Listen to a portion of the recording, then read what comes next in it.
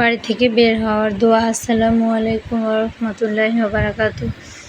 রাসূল সাল্লাল্লাহু আলাইহি সাল্লাম বলেছেন, যে ব্যক্তি তার বাড়ি থেকে বের হওয়ার সময় বলবে, বিসমিল্লাহি তাওয়াক্কালতু আল্লাহ ওয়া লা হাওলা ওয়া লা কুওয়াতা ইল্লা বিল্লাহ, অর্থ আল্লাহ তাআলার নামে, আল্লাহ তাআলার উপরে আমি নির্ভর করলাম, আল্লাহ তাআলার সাহায্য ব্যতীত বিরত থাকা ও মঙ্গল লাভ করার শক্তি কারো নেই।